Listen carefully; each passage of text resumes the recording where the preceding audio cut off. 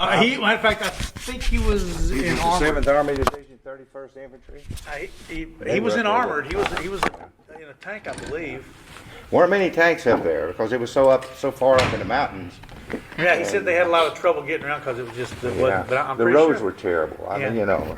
we had to build roads as I we may have to moved call around Kyle. just so we could have a way to get the hell out of there if we had Right. to. Yeah. But he talks about, and that's where he was. Yeah. It chose. That's where Yeah. he always talks about. Well, was Chosin. that is a blow up of a map that we used back in those days. These maps were originally old Japanese maps that had been platted in the early 1900s, so they weren't very current.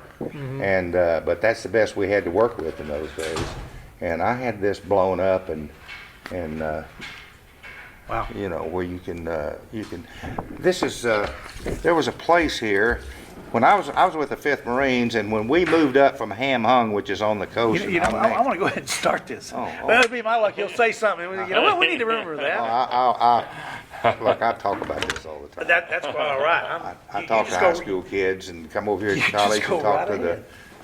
the history class Yeah. about 3 times a year. Me and some group of guys at the Chosen Few, all Marines. We weren't the only ones there, but we were the major military organization there. But there is a book written about the Chosin Reservoir. It's called East of Chosin, and it's about almost the annihilation of an Army regiment there. We, the 5th Marines, which I was with, there are 3 regiments in a Marine division, and there are 3 infantry regiments, and then there's a 4th regiment, which is an artillery regiment. And the infantry regiments were spread out in this Chosin area with the full intent of getting out of there if we had to.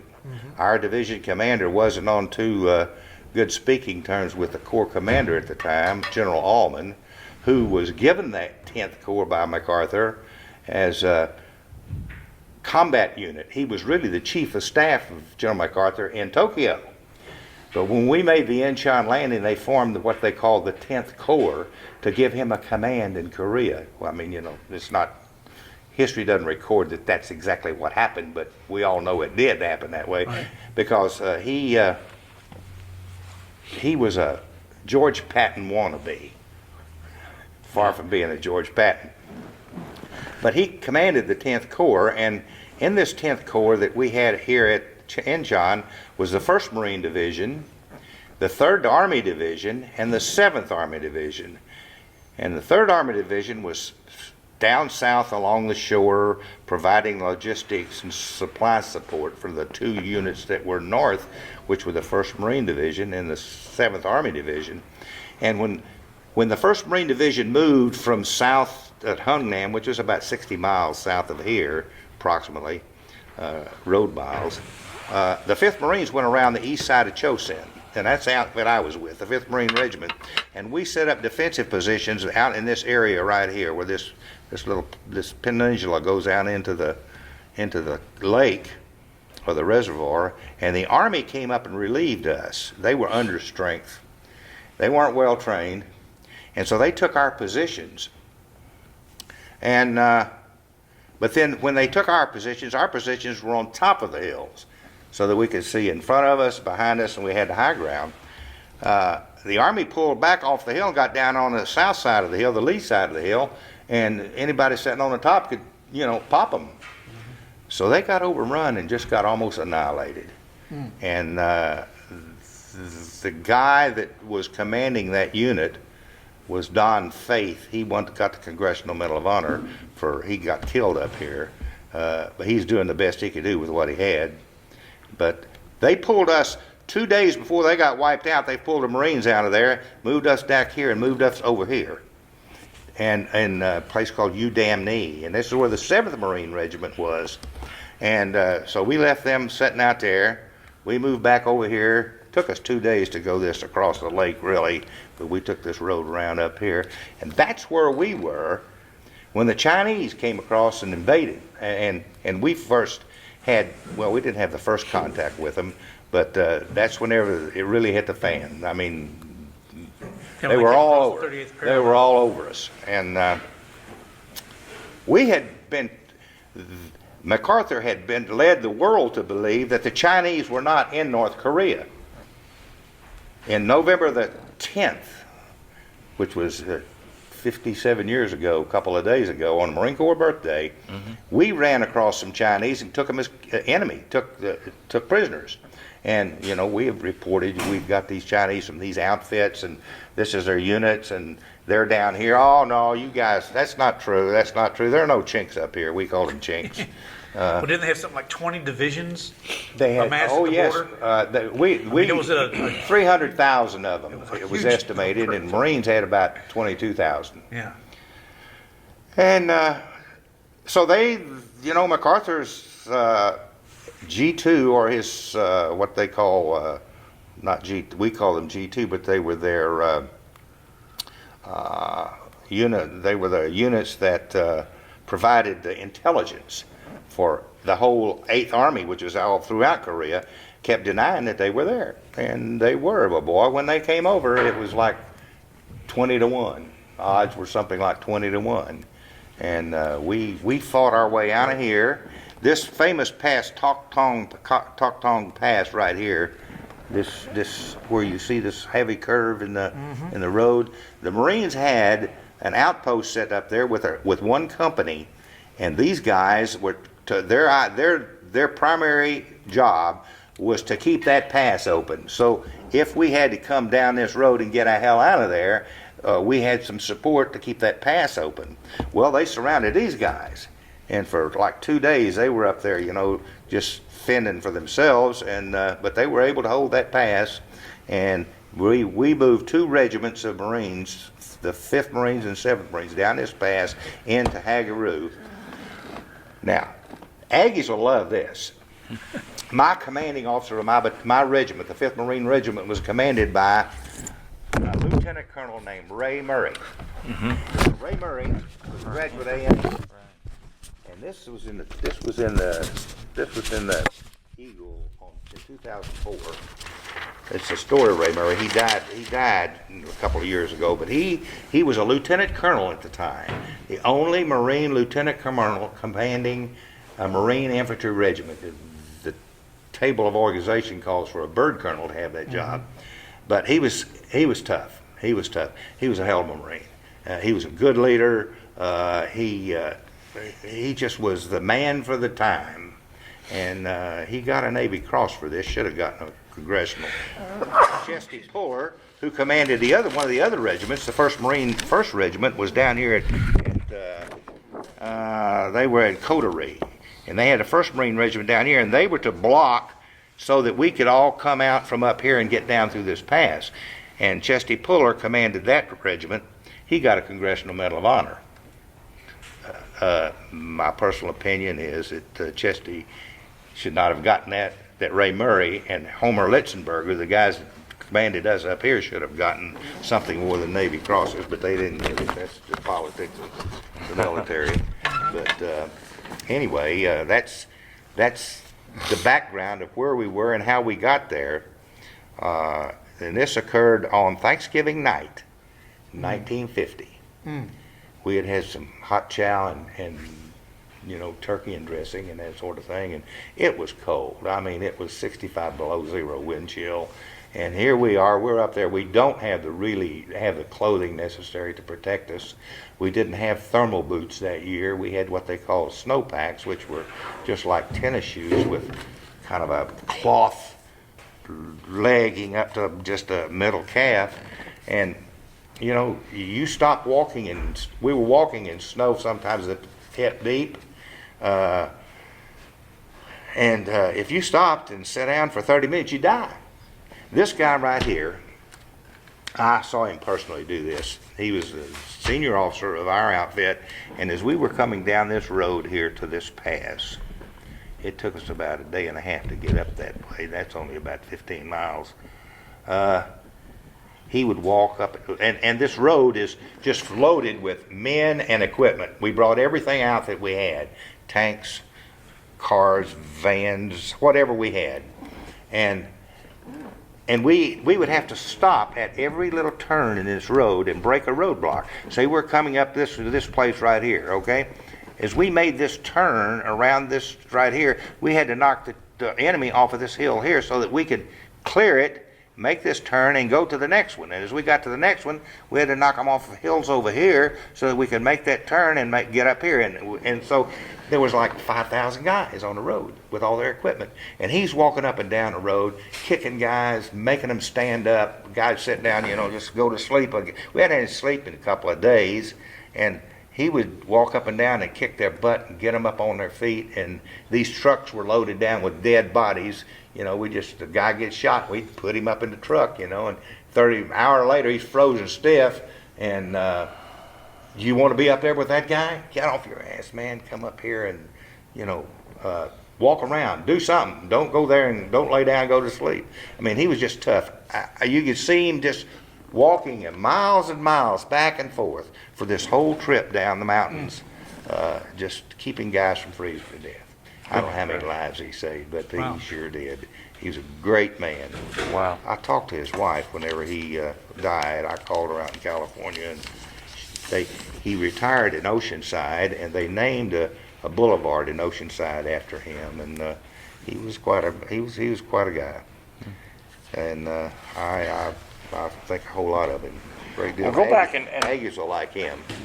Go back and tell us a little bit about you, where you grew up, and when you got in the military, and well, I grew up.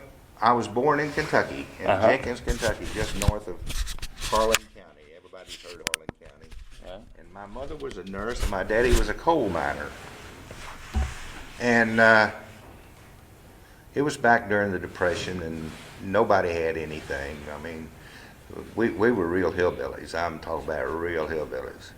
And my mother was a nurse for the state health service, and she would ride horses in the mountains of Kentucky and western West Virginia, up in the hills, taking care of sick people, mostly women who were going to have babies. They didn't have any doctors, so she practiced midwifery primarily, and she would roam through those mountains on horses. She and a couple other nurses, and the natives had stills everywhere in those mountains. Those hillbillies, man, they made their own liquor. And you get within a mile of their liquor still, and you're dead. You're dead.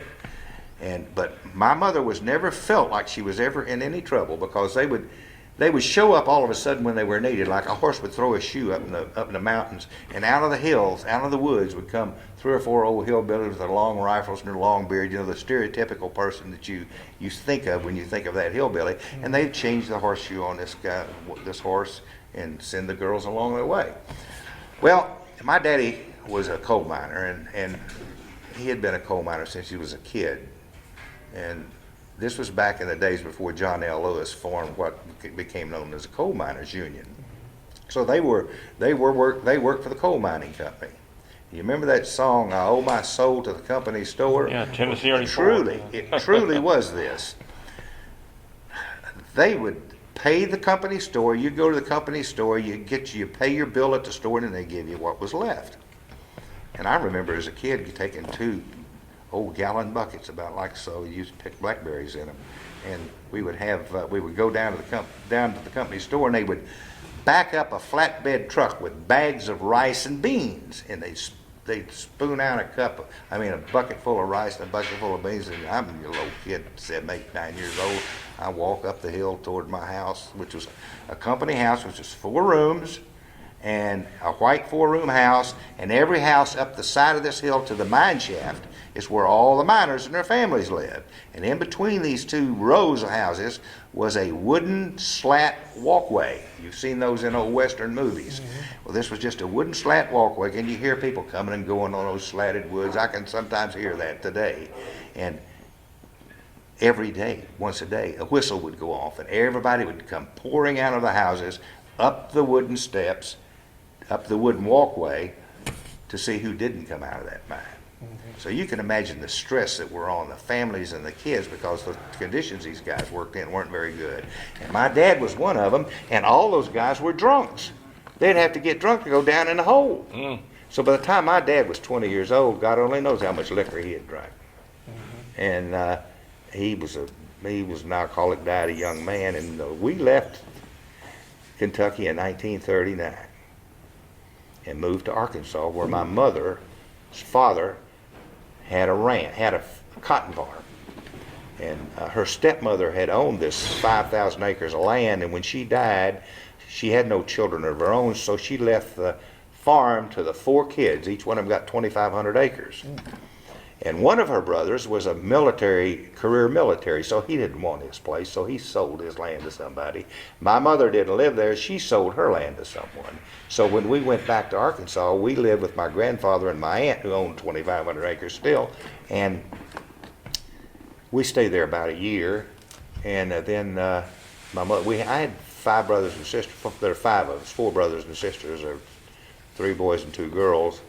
And so Mom didn't have a place for us to live unless we lived there. And she worked at a hospital in Jonesboro, Arkansas, and came back to this little town of Caraway, when she wasn't working. So she made arrangements for me and my brothers and sisters to go to an orphanage in North Little Rock, Arkansas, St. Joseph's Orphanage. And I was in the 4th grade then. And she kept us together. The trend back in those days, a lot of times, for people to just let their kids go and be adopted. Mm-hmm. But Mom kept us all together and paid for us to be there. I don't know, some minimum amount, maybe $50 a month. I don't know what it was, but it was not a lot of money. She didn't make a lot of money. Then she moved to Little Rock, which is across the river from North Little Rock, and started working at St. Vincent's Hospital there in Little Rock. And so I stayed at the orphanage with my brothers and sisters until I got out of grade school in 9th grade. Still didn't have a home to go to.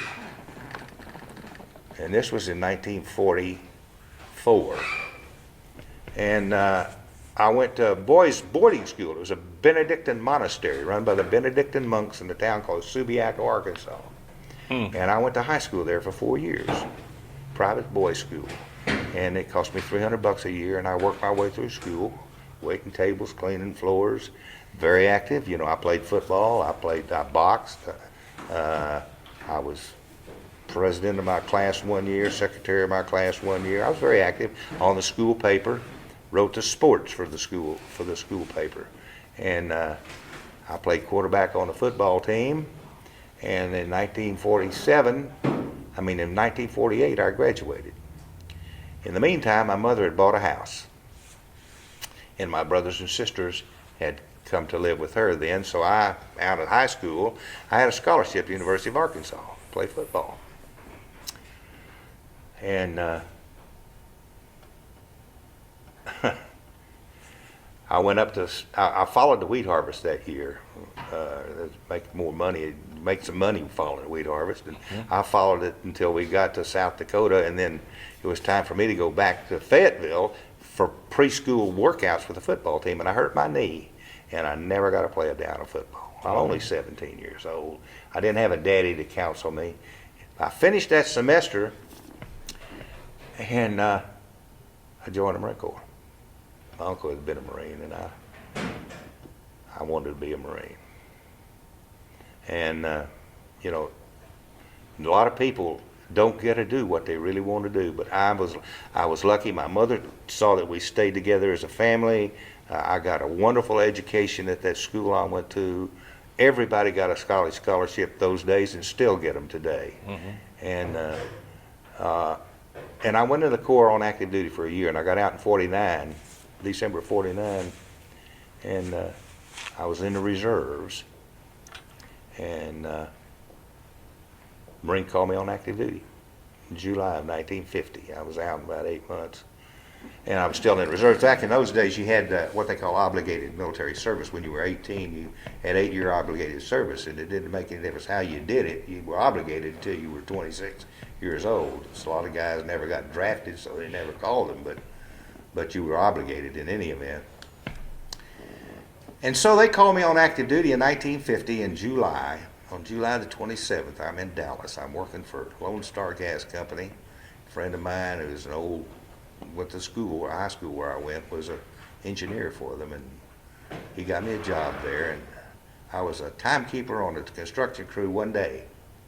And I was so damn smart compared to all these other guys. They gave me a job as the boss, and I don't know what I was boss of, or who to boss, or how to boss them. But my high school background and my education got me that as a child, as a young person.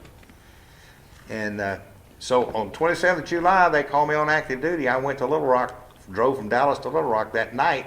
8 o'clock on the next morning, they gave me a physical and they said, you pass.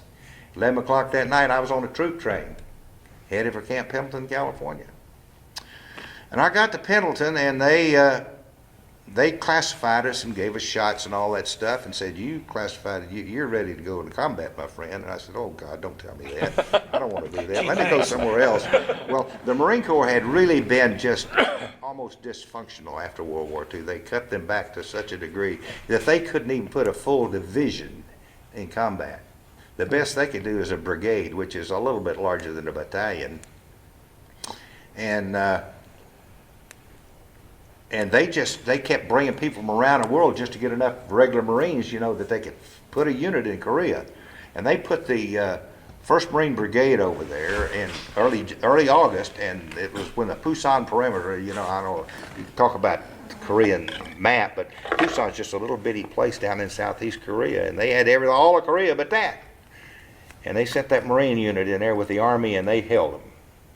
Well, in the meantime, me and 10,000 other Marines are sitting at Camp Pendleton, and they're trying to figure out what to do with all of us. They know where they want to send us, but they had some classification criteria, or whatever it was, that if you'd been in the Marine Corps, or if you'd had summer camp as a reservist or something like that, that you had the basic skills necessary that they could build on. Otherwise, they sent you to boot camp. And they put me with the 5th Marines, and that's where I met General Lieutenant Colonel. He commanded the 5th Marines at that time, and they kept him as a commander of the 5th Marines. There were some other colonels that are around, but the division commander of the 1st Marine Division assigned at that time was a guy named, I can't think of his name. Anyway, he decided that he was the best field commander they had for that job, so he was going to let him keep it. Mm-hmm. And I have some dates here. My memory doesn't really sometimes doesn't fit me too well, but on or about my book. I had a little book. Oh, it's under here. Yeah. I was doing some writing here. Now I can look at this and I can remember. I can talk like I know what I'm talking about. I might sound like I'm spouting off, but I've lived this, so I don't need a lot of notes. Okay. So on the 27th of July, they called my reserve my unit on active duty, and we report to Pendleton. We report there on or about the 1st of August. We got in there about midnight. And on the 17th of August, which was 2 weeks, I boarded ship in San Diego aboard the Marine Phoenix, which is an APA, a personnel carrier ship. It was kind of like a converted liner they used during World War II for troop carriers. And that was on the 17th of August. On the 2nd of September, our ship arrived in Kobe, Japan, loaded down with a bunch of old punk Marine reservists that we were, because back in those days, the regulars and the reserves had a real difficulty. The regulars thought that the sun set in their buns, and thought we reservists weren't, what we weren't Marines as far as they were concerned. Yeah. We ended up being very good Marines at the time we got some leadership and put in a position where we had to perform. On the 2nd of September, we arrived in Kobe. On the 3rd of September, we left the ship Marine Phoenix and got on another ship called the USS Pinckney. Same kind of ship. And we disembarked and went to Pusan on the 6th of September. We got to Pusan. And that's where the 1st Marine Brigade that I told you about that had been sent around Pusan to help with that Pusan perimeter defense, they joined us. And the 1st Brigade no longer existed and was incorporated into the 5th Marine Regiment. So now it's the 5th Marine Regiment. In the 5th Marine Regiment, we left, then we boarded another ship, all the 5th Marines on the USS Enrico, and went to Pusan and made the landing on the 15th of September. So I'm 27 July, 15 September, and I got gook shooting at me now. And the 5th Marines were the first guys that went ashore at Incheon on a little island just on the northern end of the outskirts of Incheon. It's called Wami Do. It was actually an island out there, and they had a kind of like a half concrete, half wood bridge between the island and the mainland. And our deal was to get in there and take that island. We landed around 6 o'clock in the morning on the 15th. Now, the problem we had in landing was the high tide and low tides that they have at Incheon. Notoriously high and low, like 30 to 40 feet difference between high and low tide. And boy, those things, when that tide starts rushing out, I mean, it goes. It's going like 2-3 miles an hour. Wow. You can just see it moving. And all of a sudden, after we're there, the tide starts going out, it drops down 30 feet, and this whole mud flat out there is nothing but a mud flat, ships high and dry. Landing craft, LSTs, they even had a battleship that was high centered out in that mud. Just as far as you can see, ships everywhere, just dead in the mud. Well, we didn't have no way to get into us till the tide came in. So we had to take that cotton picking island and we had to hold it, because there wasn't anybody going to come and help us until the tide came back in. Well, when the tide came back, the ships rose up and started, boy, and they hurried and unloaded tanks, and it was a hustle and bustle because they didn't know how much time they had. They knew about when the tide was coming and going. But that was one of the reasons they felt from initially when MacArthur had planned to make that landing, that the tide was going to be a real problem. And it was a problem, but it wasn't something, that we couldn't deal with. They were able to deal with it. So that's on the 15th of September. On the 17th of September, we moved from Incheon to a town called Pohang and into the Kimpo Airport. If you know anything about Korea, the Han River runs south of the city of Seoul. The city of Seoul is right on the Han River, big river, and its source is the Yellow Sea, which is, between China and India. China and Korea, with the Sea of Japan being on the other side of the Korean Peninsula. Well, the way the tide operates at sea operates the same way in that Han River. The Han River is really flowing more when the tide's up, and the Han River kind of is very still when the tide's out. Well, that poses a problem to getting across that river, and it's a pretty wide thing. I don't know. I would say it's. I've got some pictures of it. It's. I guess must be 3/4 of a mile wide in some places.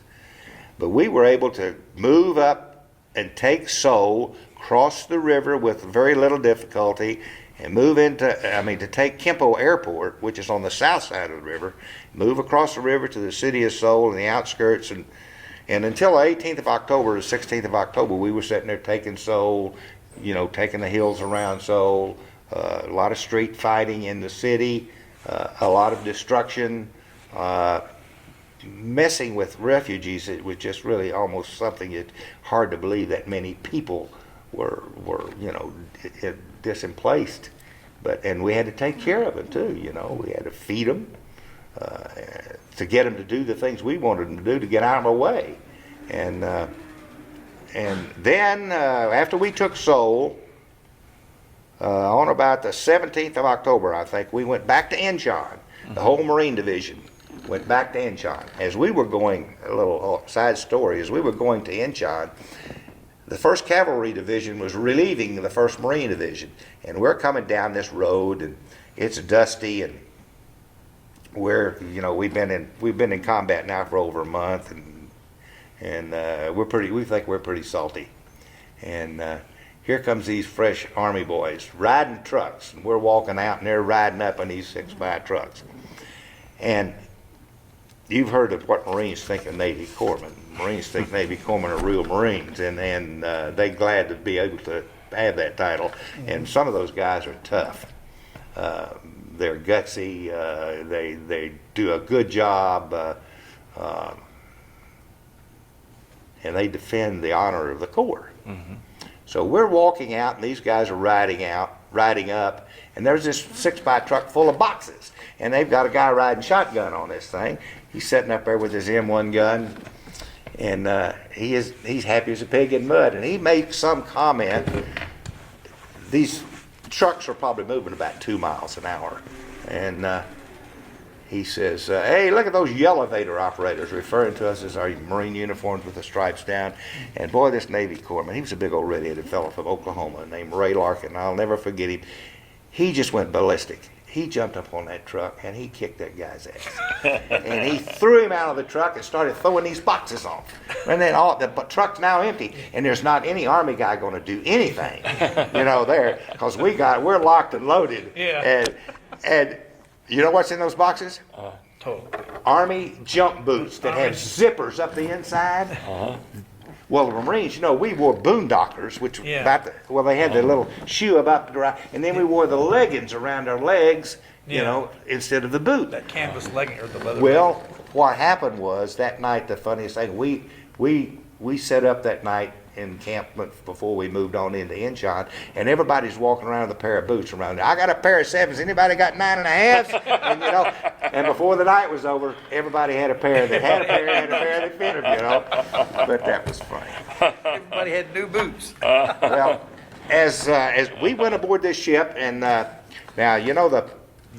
the peninsula of Korea runs north and south, and we were on the west side of the peninsula, about up around the 38th parallel, just short of the 38th parallel at Incheon, and we went around the south of the island and up to the north of the island, north of the 38th parallel, to a town called Wonsan. And we were supposed to make an amphibious landing at Wonsan. Well, we got held up at sea because there were mines all over the water, and the mine sweepers were out there trying to clean those mines up so we could get these ships full of Marines ashore. Well, it took them so long that by the time we got there, Bob Hope had already come and gone and given a damn USO show. And you remember some of Bob Hope's stuff. My name is Bob. I met you at Wonsan, Hope. Well, that's the story of how that came about. I see. The South Koreans had come up the East Coast and just chased those North Koreans all over the place after they were so fearful of what had happened down at Incheon and our landing, that they were running away, and the South Koreans were following the Gooks up the way, and they beat us there. So we landed there, disembarked, and got our gear together and headed up the mountain to the chosen reservoir. And that happened between the 1st of November approximately and the 25th of November, which Thanksgiving, whatever that date was, and we then fought the battle of the chosen reservoir.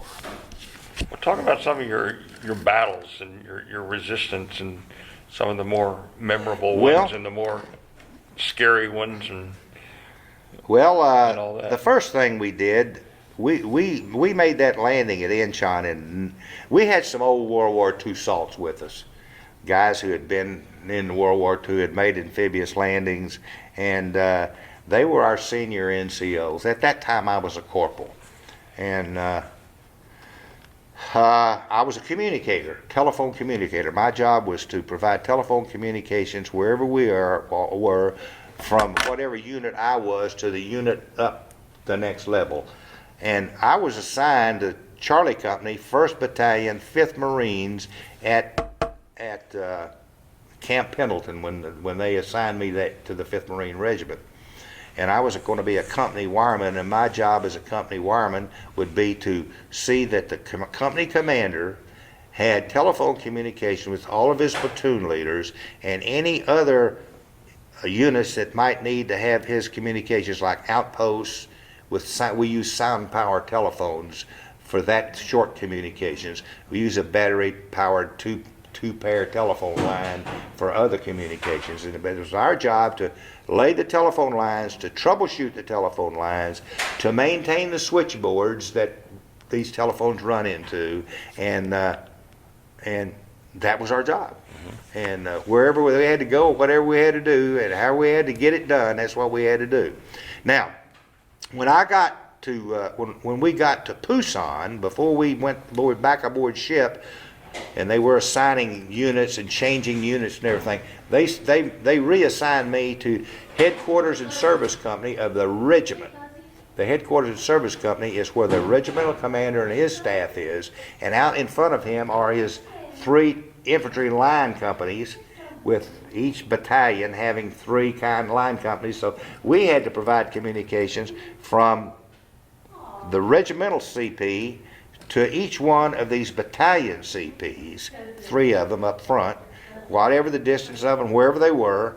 And then additionally, we were to assist whatever battalion we were laying a line to assist their company people, battalion people, to see that they had communications with their companies. So it was a full day's job every day. If you weren't out laying the telephone lines, you were troubleshooting, because the Gooks found out real quick. They'd come in there and they'd tap in on your line and listen to your conversation. Whether they could understand it or not, I don't know. But a lot of times they cut those lines, wait for you to come troubleshoot and shoot you when you came back to repair them. And it was, and so we always worked in pairs. One guy ran shotgun for the other guy whenever you were out there, because you never knew what the reason that line was out. Tanks could run over them. A lot of times we just laid them on the lines because we knew we were going to be up the next day and moving out. We didn't want to use them anymore. So then we had to go in and recover all this crap we laid yesterday, so we'd have wire to lay the next day. And supply was a real problem. It was a telephone line. It was like one of these. It was a little larger that had 2 pair of wire running through it. Yeah. And you'd take these wires and you splice them in, you tape them up, you tie a knot in them so they wouldn't come apart, and you go on down the road. We learned after a while, you had to get them off the ground as best you could, because tanks would run over them, vehicles would run over. The guys on the front lines would use them. They'd cut the wire and use it to put their tents up.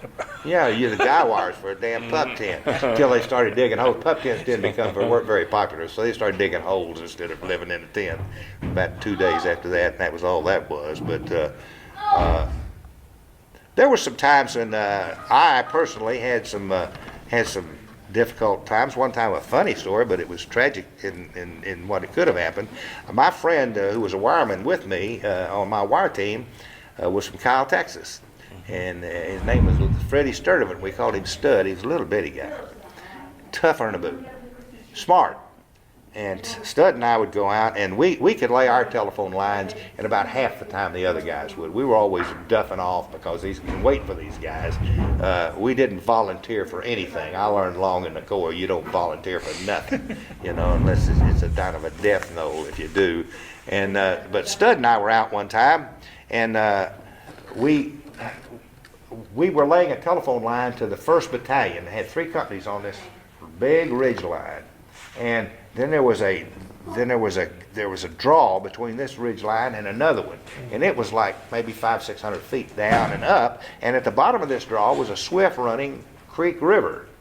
And up in North Korea, in the north, from Central Korea north, their rivers are pretty swift because it's all coming south, and the mountains are higher, and there's a lot more snow, and so these creeks are heavy with water. And this bridge, when you got down to the bottom of this, between these 2 hills, there was a swinging bridge over this creek. So we said, wow, that's nice, that's neat. We don't have to get in that damn cold water. So we walked across the bridge, and we looped a couple of loops down under the bridge, and then went on up to the top of the next hill, and that became a lateral telephone communication line between these 2 battalions. Mm-hmm. Well, something happened, and we had to go out and troubleshoot that line. Well, we had a lot of goops that we'd been shot at by them, and but this day, I would go out like 100 yards, walk a line or check a line, and I'd get on my telephone and ring in, and if I got this switchboard back here, I knew the line was clear from me to him. If I didn't get this switchboard, I knew it was somewhere between me and that switchboard. And then Stud would go out 100 yards, and I'd shotgun for him. Well, it was his time to go out, and my time to shotgun. And he got on this bridge, and he was bending over, pulling this loop of wire up so he could put his testing line in to test the phone. And I heard this rifle fire, and you just kind of go to it, and see it. And there was a gook sitting up in a tree, and he fired at Stud to hit him. Well, I didn't know how bad Stud was. Stud left he fell off of the thing into the water, and the water was running swift, and I hollered Stud. But before I did, I saw this puff of smoke up there, and I had a 30 caliber carbine, and I just emptied a 30 round clip up there. And this guy never fired him. Well, we found him. He was dead. But when it doesn't take long to fire 30 rounds on an automatic carbine, and I had two 30-round clips taped together. So if I use all 30, I just take that, jam the other one up, fill up the chamber, and finally, down in the distance, I heard Stud. Hey, Shock, they got me in the butt. They had put a round right through the cheeks of his butt. I mean, it missed. I mean, it missed it. His spine. How close it was. Well, we didn't even go to sick bay for that kind of crap. We pasted him up. Me and I finished our job and went back and went to sick bay, and they put some powder on him, a bandage, and we were on down the road. But did he get his Purple Heart? Or? Never got a Purple Heart. Because it wasn't an official. Hell no, he didn't go to sick bay. You got to go to sick bay. He didn't get officially reported. Yeah, we talked about him doing that one time, and we went to the DAV, and they gave us a runaround. We said, well, we don't need that. And same thing happened to me. I got hit, and I never got one. Yeah. You had to make But see, going to sick bay was a bad deal. Right. Man, if you're out in the field and you've seen the show MASH. Yeah. That's probably the most true depiction of a circumstance in Korea that I've ever seen. Really? Yeah. Yeah. I was going to ask you about that. It really was. I mean, from the way they brought the helicopters in there and the kind of garbage these guys they talk just to keep their sanity, the things they do. And rank doesn't mean crap. I mean, it's how good you are as a surgeon or how good you are as a medical corpsman. And the Navy didn't have any nurses in their field battalions. They only had Navy medical corpsmen. Yeah, that's that happened to a lot of guys. Because I'll tell you what, the reason it's so stupid is I'm driving General Murray. I mean, not General Murray. I was driving General Weed, who became a general. He was a colonel who was a second commander to relieve him. He was the third regimental commander that we had. And I came out for this mountain pass, and I came over the top of it, and I got so dizzy, I just pulled the damn Jeep over, and I said, Colonel, I'm so dizzy I can't see. So he pulled the Jeep, got out of the Jeep, took me, and he said, I want you to go to sick bay. Well, by the time I got down to the bottom of that hill, I felt good. I wasn't about to go to sick bay. So we were in the rear. We were we were division rear. So we had hot chow. We weren't eating Charlie Righteous like the guys on the hills were. And so that evening, he sees me in the chow line, and he says, Shockey, did you go to sick bay? I said, no, Colonel, I'm fine, man. I don't want to go to sick bay. He said, get your ass over to sick bay right now. And you have the doctor call me when you get there. Okay, so I got to go see the doctor. Well, he sent me back to the damn division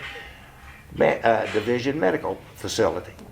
And they get me back there, and they say, what's this guy here for? Well, he's dizzy. Put him over in this ward, and it was with a bunch of Section 8s. Bunch of idiots. And I'm over there, trying to just commiserate with these guys, and they're crazy. And I said, well, let's play some cards. So we got 4 guys together, we're going to play some pinochle. And one guy got mad, and hell, he threw the table up in the air, and he was going to kill somebody. I said, I got to get out of this crazy. But I'm in a whole lot more danger here than I am up there where I was. So I had a friend of mine in the motor pool, and I said, you get me back in my outfit. So I just left and went back. Saw the colonel the next day. He said, how did you go to the doctor? Yeah, I went back to division. They sent me back. Okay, to the end of it. But yeah, that guy he's going to kill somebody. I mean, he was nuts. They were just absolutely Section 8s. I mean, a ward is, damn most squad tent must have had 30 guys in it, and all of them were nuts. They just shell shocked. And, you just look at them, and they just look right through you. You know who they were, didn't give a shit. Nothing meant anything to them, except whatever they wanted to do, and it was irrational. Everything was irrational. Right. Wow. But yes, we saw a lot of, we operated a lot of times, Stud and I, as wiremen, out by ourselves with nobody around. Nobody around. And we learned very soon and very quickly that you had to be alert. You had to anticipate.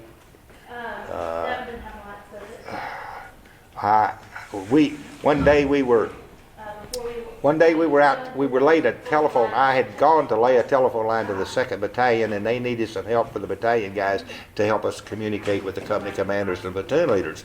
So I had a map, and these guys were strung out maybe a quarter of a mile to half a mile along this ridge line, and they had outposts setting up in front of certain units with machine guns or just guys with binoculars or mostly machine guns, OPs. And I'm out there one day, and it's about 4 o'clock in the afternoon, and I'm laying a sound power telephone from a platoon leader to this outpost, and this is like 30 yards, and the Gooks are dropping the incoming on us. They had these 80 millimeter mortars, and boy, they were deadly. They were good with them. And I get out to this outpost. Now this outpost has a machine gun. It had a 50 caliber machine gun with 3 guys. They had a gunner and the ammo guys in there, and they had built them a semi-permanent position to where they had dug a hole in the ground, and then they took them they took some posts and went up this way, and tied those posts together with laterals, and then put logs on the top, and sandbags on top of them, so that the overhead and the shrapnel wouldn't get them from the top side. Right. Well, I'm out there and I'm hooking this telephone up, and I hadn't even called back into the platoon leader to just check the phone, and we got an incoming. He hit that son of a bitch dead center. I mean, dead center. Well, there must have been 200 sandbags on top of this thing, and it collapsed on me and these guys in there. Whoa.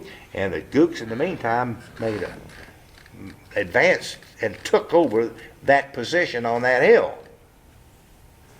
And I laid in there 2 days. The other 3 guys were dead. And I laid in there 2 days, and I heard this chink and these Gooks talking no English. And I couldn't get out. I mean, I probably could have gotten out had I tried to get out, but then I would let them know I was there. And so I just sat there and prayed, man. For 2 days. For 2 days. For 2 days, and then 2 days How later big they was came. this? I mean, is it as big as like we're sitting in here, or is it? Oh, see that table right there? It's about as wide and as long as deep as that table. And then all this stuff was, and then the top of it was like where that paperwork is above there. It was kind of a slant top, and on it was all these sea bags and logs. And it just collapsed. And they didn't even know y'all were in there. Well, they took the gun. They didn't know we were there. They knew somebody had been there at one time, Right. because they took that 50 caliber machine gun. Sure. But they turned it. They moved it because they were going to defend themselves on the other side of the hill. Mm-hmm. And they never did anything. And the Marines our guys came back up 2 days later, and I heard this English spoken, and man, I waited for about 10 minutes, and I started singing a Marines hymn. They dug my ass out of there. I wasn't hurt. I wasn't nothing. I was dirty and hungry. I was dirty and hungry and thirsty, but I wasn't hurt at all. Wow. And there were 3. 3 other guys in there. There was a gunner and 2 other members of that gun team. They all that were had been dead. killed immediately. Yeah, well, they all, none of them died from a gunshot wound. They all Yeah. were. One died, I think, from suffocation. The other guys died from hemorrhaging. Bled to death. Did you think But, you were going to die? Well, I never thought about it until afterwards. I mean, I just wanted the hell out of there, you know. I mean, it wasn't something that I. Now I didn't think of it like that till afterwards, and I thought, man, I was lucky, and I really don't want any more of this shit to go down. Right. That's really not for me. Yeah. But I just knew somebody's gonna come get me. Mm-hmm. My training and my psyche and that's the way Marines feel, you know. And I just knew that somebody, they weren't gonna leave me there. Right. They were gonna come back. They knew I was there. Right. And they were gonna have a roll call, and they're gonna find out Shockey in here. We got to go find him. And I knew that was gonna happen. And the time didn't seem as long as it was. I could tell when it was daylight and dark. Mm-hmm. But it was just, I was just lucky. It wasn't my time. And here I am, you know. And see, I'm only 18 years old.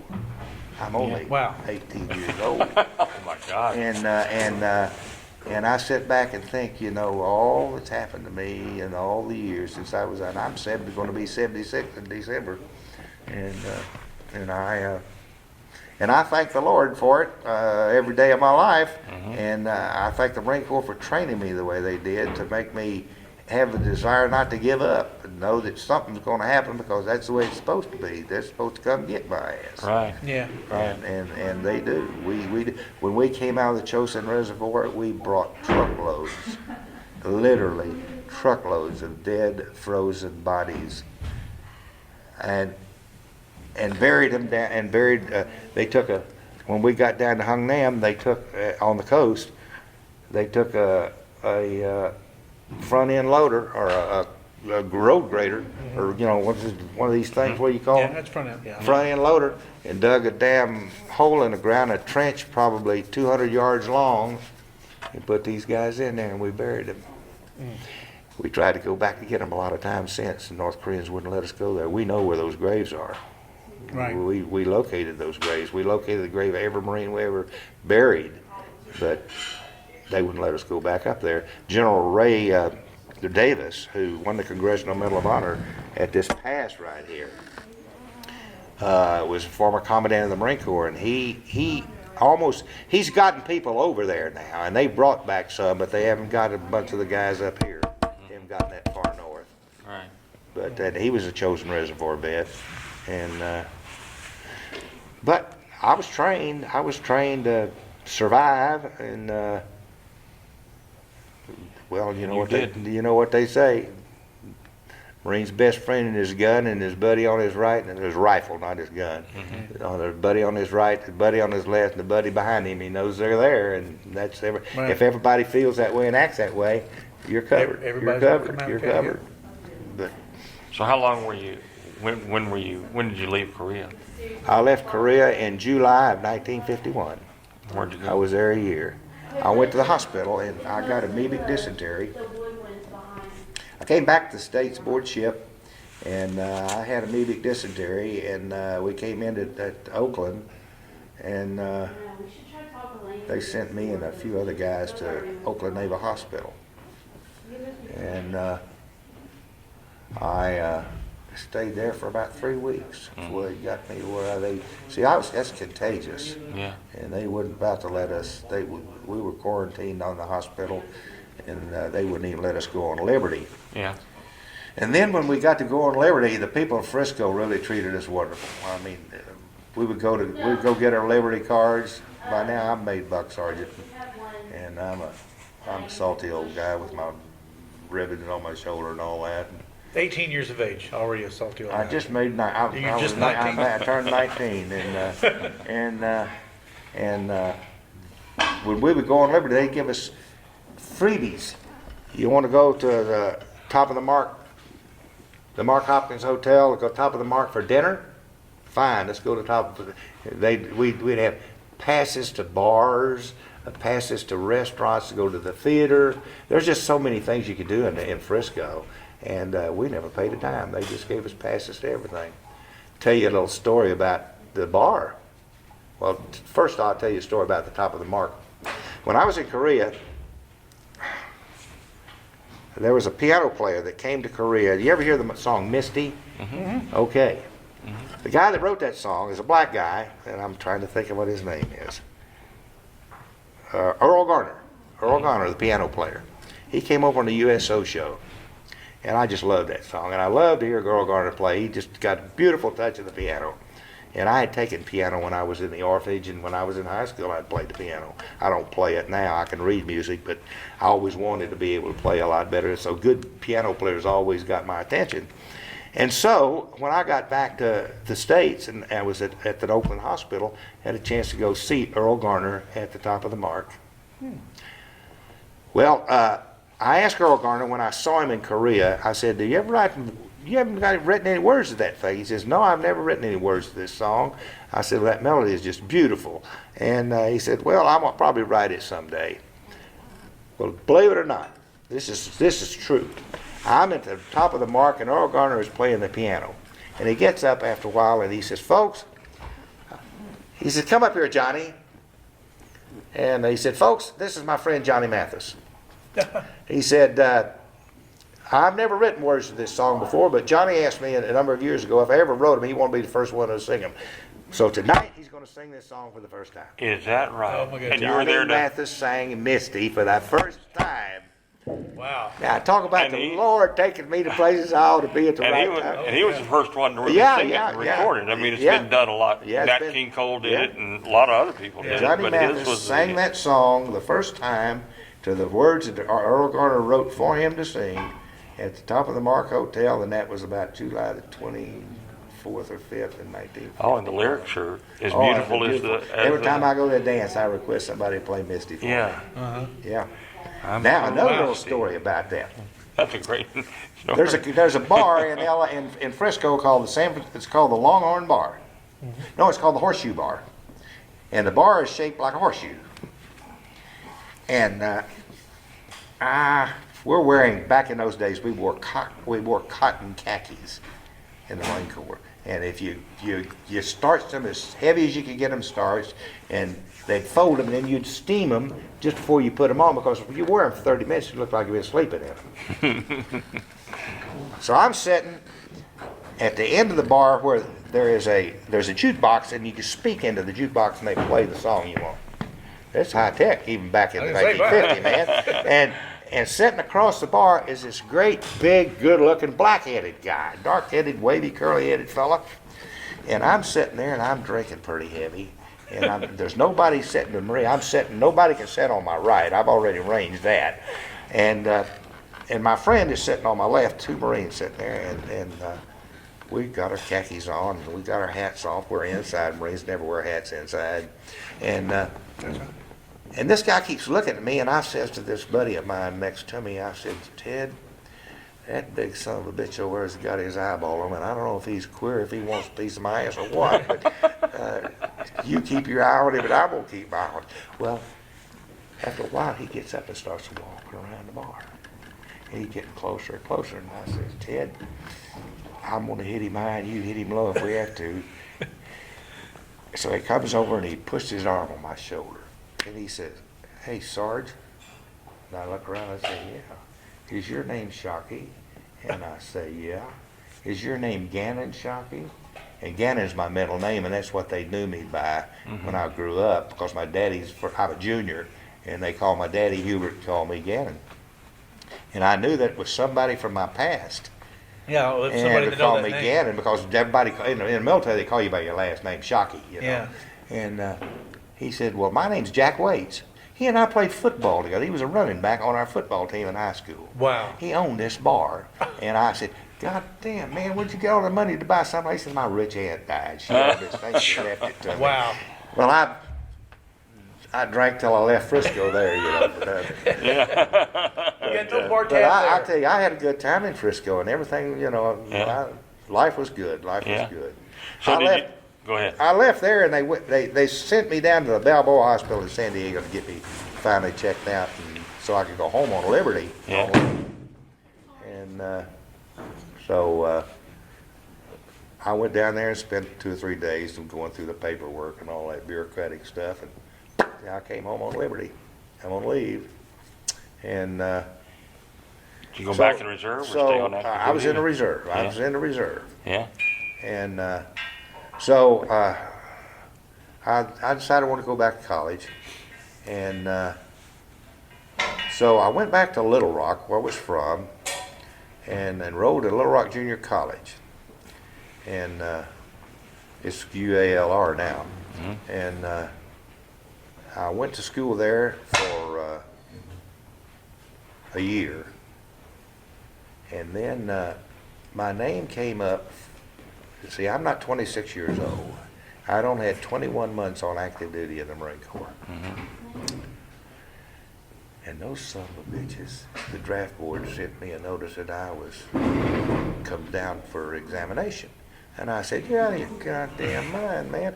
And I was working at the First National Bank and going to college, and the guy at the First National Bank was on the draft board, the president of the bank. So I thought, well, I've got an entree here, man. So I go up to the president of the bank, and he said, man, we don't have any guys. Our manpower pool is saturated. They took all the reserves out of here in 1950, and we're now going back to the reserves. And he said, a lot of these guys turned 26, and you haven't. and you're eligible for the draft. And I said, that's a bunch of bullshit. I'll go join the Marine. I'll go back on active duty in the Marine Corps. Screw you. Yeah. So I went back to the Marines and said, I want to come back in the Corps. And they said, well, we'll give you a staff sergeant if you come back in. So I said, okay. So I went back in the Marine Corps for another 8 years. Mm-hmm. And I married.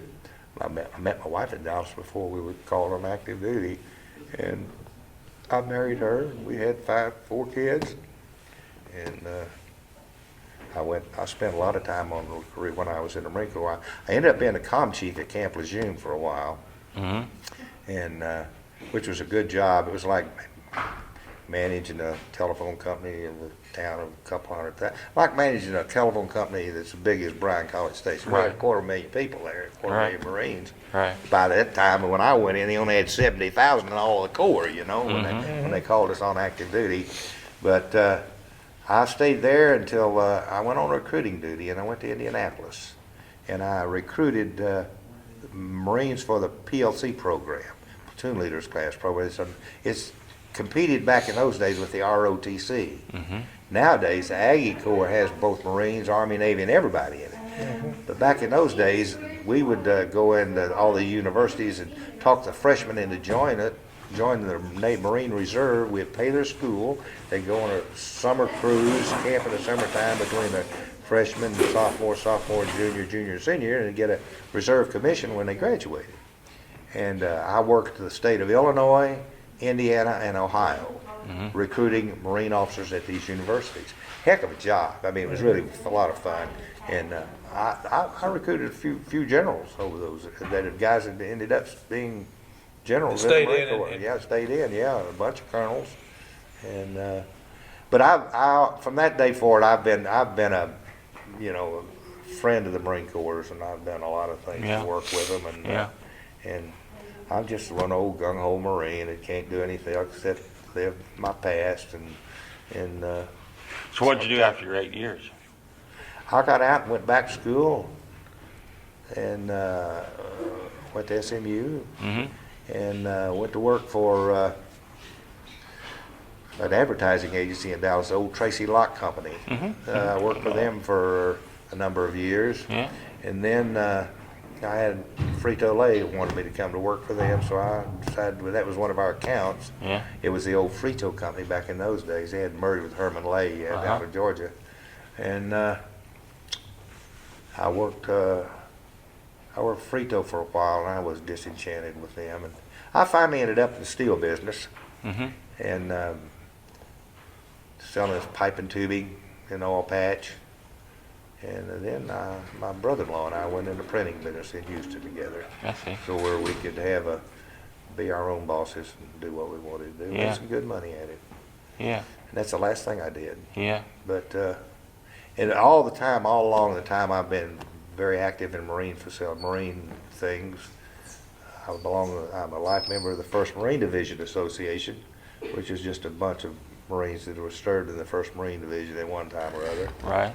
And I'm a member of the Chosen Few. It's a last man organization, just the guys who are at the Chosen Reservoir. Yeah. And we're getting older, and somebody's going to be the last guy. Right. I hope I'm one of the last few, but life's been good to me, and the Corps was good for me. What pictures have you got? What did you bring? Well, a lot of my pictures, my children have some of my pictures that they were using for veterans things. I didn't know this until I got back. I talked to them. This is a reserve unit I was in 1949, but when I was called on active duty, we were at summer camp at Camp Pendleton. It's a bunch of old guys. Half of them are probably dead now, but I don't have any that I won't be able to get until tomorrow, because they're going to get them to me tomorrow. Well, that's also fine. But let's see here. I don't. The Marine, the stuff I have from Korea is not. Believe it or not, look at here. Here's an old picture of me. God, that was the old leggings we used to wear. Yep. Wow. Look at and that. I'm hanging out some gear. This is in Masan in South Korea. When we came out of the mountains up here in December of 1950, the Chinese just took all of Korea back. Right. And we went down, we boarded these same old ships that been around the Pacific in, and went down to what we call the Bean Patch. It's in Mason, South Korea, south of Busan. And the division there was getting back up to strength because we lost a lot of men up at the reservoir. And we had hot chow, and we kind of were living in Quonset huts and stuff like that because the war was farther away from us. It was kind of, always was, the division always has a rear office. You know, they have division forward, the division rear, and this is where division rear had been for all the time we were in Korea. So that's where all the sandbaggers were, the rear with the gear. I'll tell you a little story about that if you got a minute. You know Pat Robertson, old Pat, 700 Club guy. Yeah. Well, Pat Robertson was a Marine officer in Korea. I knew that. And Pat Robertson, you know, was going to run for president. Right.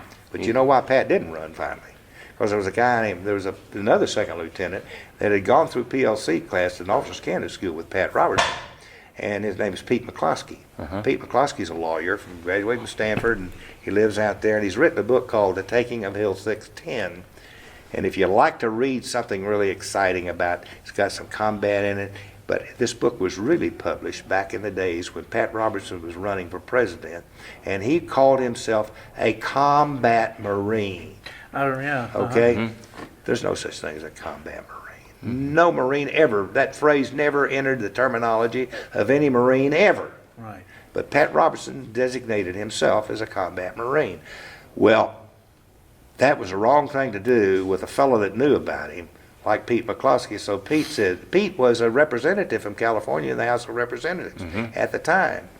And Pete said, that crap is not going to go down. This phony is not going to be a damn president of the United States if I have anything to say about it. Well, in Mason, the rear, that was the job that his famous daddy, who was a senator from Virginia, who was a classmate of the Commandant of the Marine Corps, Clifton B. Cates, they both went to VMI together. And so Pat Robertson's daddy, old man Robertson, goes to General Cates and says, General Cates, now my boy Pat's going to go to Korea, but I don't want him to go to combat. See what you can do for it. So what they did, they sent all these second lieutenants that just graduated from this PLC class, which it was including Pete McCloskey, to Japan to assign them to the division. Well, they kept Pat Robertson and two cover guys with him in Japan, and sent all the other two guys and made them platoon leaders in Marine infantry companies. Well, now that pissed some of these guys off. I mean, after all, they'd been trained to be platoon leaders, and a platoon leader's life is pretty short in the Marine Corps. Yeah. And so Pat didn't get there. You know where they sent him? The rear with the gear. You know what his job was down there? He was in charge of officers' mess at 1st Marine Division rear. And another one of his jobs was to fly back and forth to Japan to get the liquor quota, okay? And one of the third jobs was to provide ladies of the night for field officers. That wouldn't look too good. He probably doesn't brag about that. Yeah. Well, when this word got out from Pete McCloskey, let the word out, the real deal about this combat. He never served in the line company. He never left that unit down there. Well, and Pat Robertson sued him in federal court, and he sued a lawyer. Well, it didn't cost him anything to defend himself. So Pat got all this stuff together that, was going to set him up in this case, and he's reproduced it in this book that he's written, Taking Hill 610, which is nothing more than a presentation of the bad news about Pat Robertson with a little insertion of his combat experience, which was pretty heady in itself. But that's the story of Pat Robertson in the 1st Marine Division rear. But I see where he is. Here's an old photo of me. I'm a pretty sharp old Marine there. I was on recruiting duty in Indianapolis when the movie Battle Cry came out, and Is you here? Yeah. And we had a contest, touting the Marine Corps, and we had decided we'd elect a gal Miss Battle Cry in Indianapolis, and that's that girl there. But Man, you're a good-looking guy. yeah, well, I bet you could get a date. There's an old picture of me. This picture was taken of me when I was in recruiter school getting ready to go on recruiting duty. In 51, what does that say, 51? Maybe we'll scan these. Oh, that's a good, yeah, that's a good. Here's a picture. That You I got thought that this marine jaw and everything. I thought He I, does, man. Yeah. well, here's a picture of me. This guy named is Al Reddick. Al was he was a medical corpsman, but they wore Marine uniform. Look at the two pictures. I think we were both drinking, and the first one we decided wasn't too sweat. We better do another. Oh Lordy. We'll be able to scan these. Well, I've got my medals and all these other pictures my kids have, but that is a negative. That is a negative. I mean, is a positive. It's the negative of a positive. Okay. Right. And I took that, and I was going to have a guy do a pencil rendition of this for me. I never was able to do it. But that's a photograph of us coming out of the Chosin Reservoir. Wow. That's really wild. But it's a positive of a negative of a positive. I was in the printing business, and we played with silly things like that. Right. Wow. And let's see, what's this? Oh, this is a picture of me, and this is Freddie Lee Sturby, the guy that got hit in the butt. That's him in the middle? That's him in the middle, and that's me on the right, and this guy right here. You know who that fella is? That fella. Now let me think about this. That is I think the brother of Nancy Pelosi. Her father was mayor of Baltimore. What was his name? What was his Italian name? I think that's Nancy Pelosi's brother or cousin. Wow. His daddy was mayor of Baltimore, and her father was mayor of Baltimore. You know, when she was a young girl. Yeah. And I think they're kin to each other. This is a Marine Corps birthday ball in 180th. Well, what does that mean? We celebrate 232nd. That's 52 years ago, I guess. Yeah, we had a big celebration that day. We held our own Marine Corps birthday ball. I'm going to get somebody to sponsor a Marine Corps ball here next year, and find somebody to help us put that thing on and let these Marines in the area Well, come Randy just back. went to one. Well, you got to go to Dallas or Houston. But I guess he probably went to Houston. I usually go to Houston. They had one at Greens Point Mall every year, the last 4 or 5 years. Yeah. But you have to work to have it officially. You got to get it okayed by the Marine Corps. They do everything by the numbers, you know. Right. I went back to Korea in 1990. The first the Korean government, in conjunction with the Korean Veterans Association in Korea, invited 150 Marines back to Korea as their guests to celebrate the 40th anniversary of the Incheon landing. There's another little picture of me. And it was a wonderful trip. Yeah. Picked up the tab when we were there 2 weeks. Wow. And they gave us all medals specifically for that event. That guy's pinning a medal on me. I have that medal. The children have it. But there's a picture of me in front of the first. That's at Incheon, on the wall at Incheon.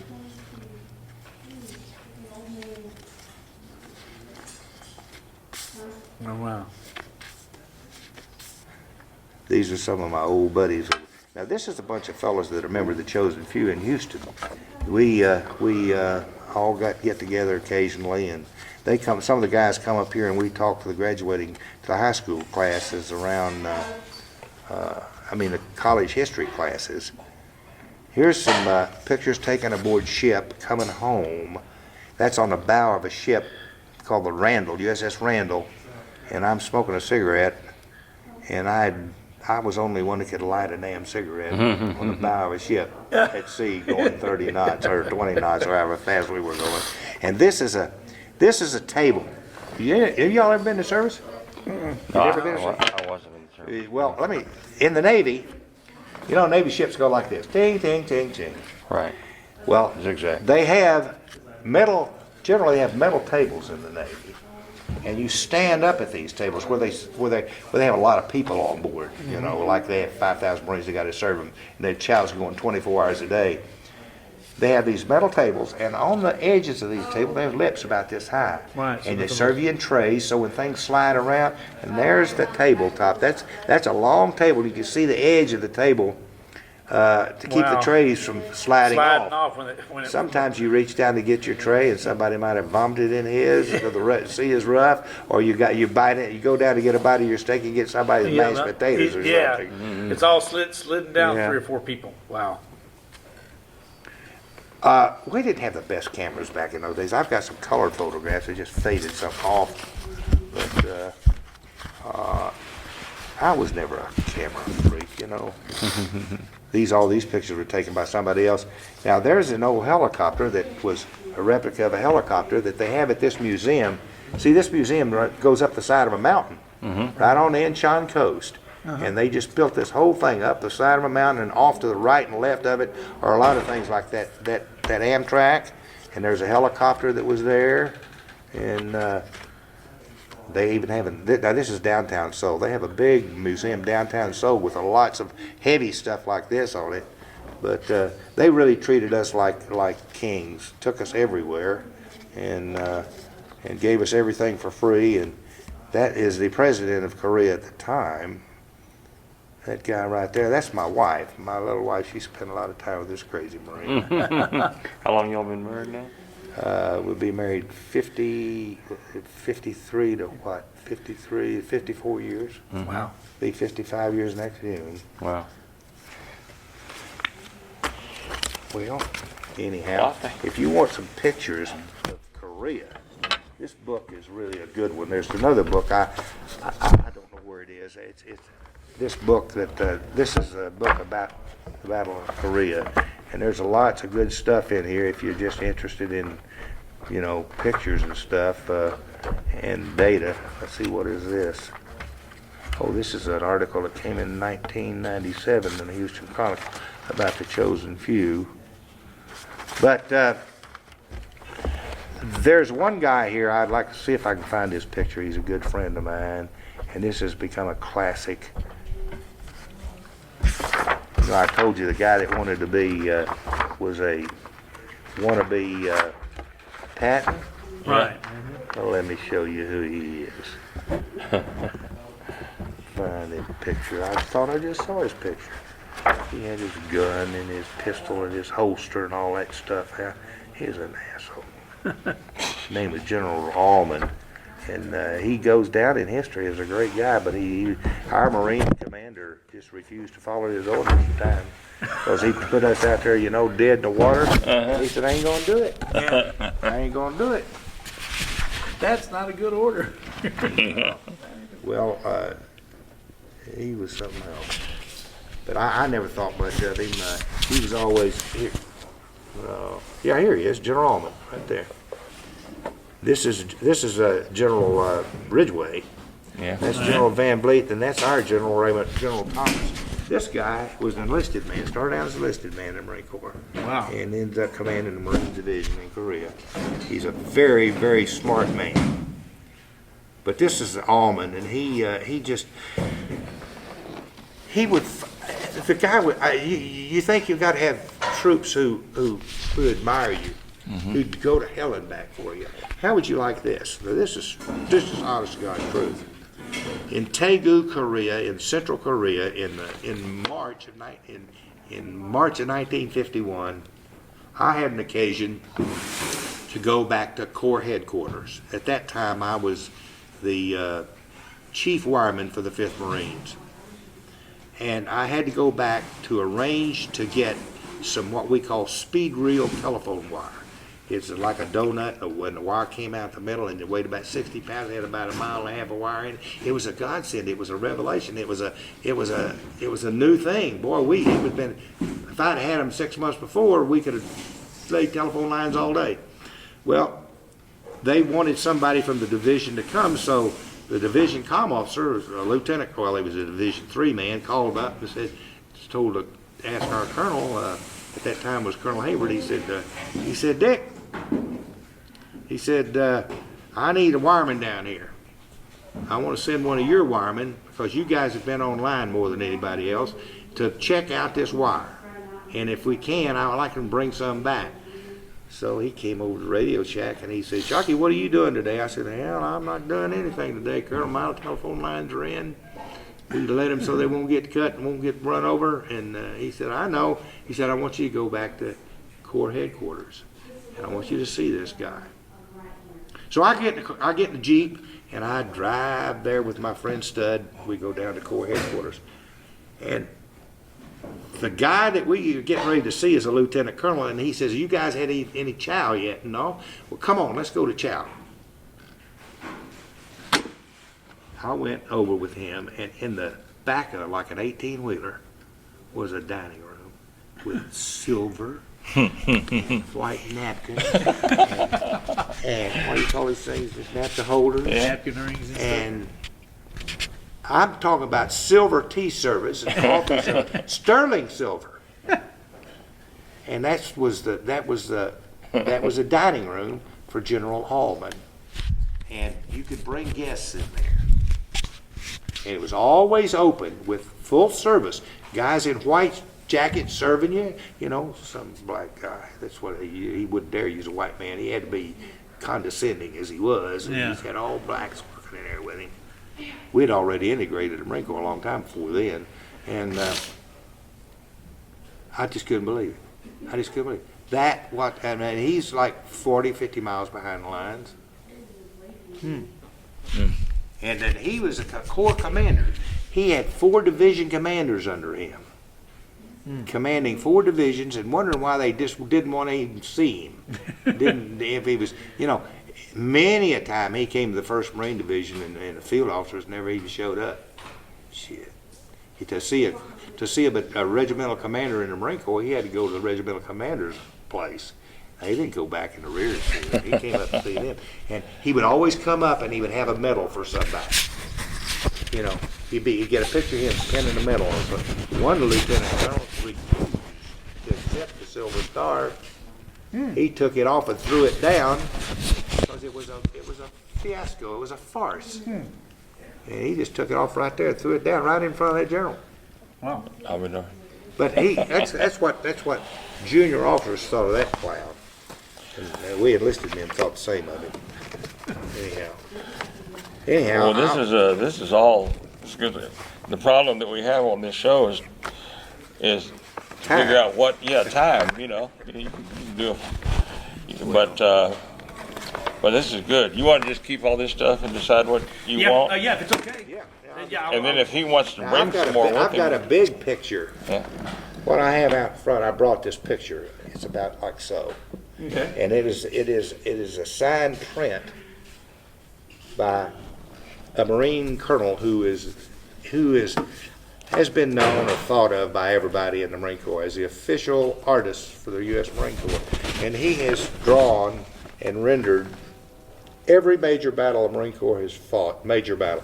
Belleau Woods, Tripoli, Montezuma, Okinawa, Korea with the Chosin Reservoir, and I don't know which one from Vietnam, but I don't know, maybe he's not even doing that anymore. He's probably a pretty elderly guy. But I have this picture, and it probably depicts, pictorially anyway, the best I've ever seen of what it really looked and felt like. He's got the colors of cold. He's got everything there that indicates that it's hell on earth. And if you would like to, you can't scan it. No. It's got glass. I don't know whether you'll be able to. Where do you have it? It's in the trunk of my car. I just brought it in case you want Maybe it. it may fit on a easel if we can find an easel. You want to just bring it back on taping day and just do it let's then? bring it back on taping day. Well, why don't I just leave it here with you? Would you? Oh, okay. You can do that. I'll go get it. I'll get it locked up. When are you going to tape Thursday? Thursday afternoon, yes, sir. Thursday afternoon Okay, at well, 2:30. you guys Yeah. know what you're doing. I hope I don't. He's the one that's going to do I it. hope I don't mess it up. You No, won't mess. You're I'm just going to be able to drop in that day because they've changed the A&M press conference to Thursday, so that's going Yeah, I to be saw a busy that. day for me. So Yeah. Are I'm you, gonna drop in. still with the goofy guys in the morning, aren't you? Yeah, oh yeah. What time do you guys hit the road in the morning? Well, we start at 6. We're on from, we're on from 6 to 9. I get up at 4, and I usually get to the office. I do my work at home. I get to the office about 5:30. Okay. Well, we're just gonna listen to it again here.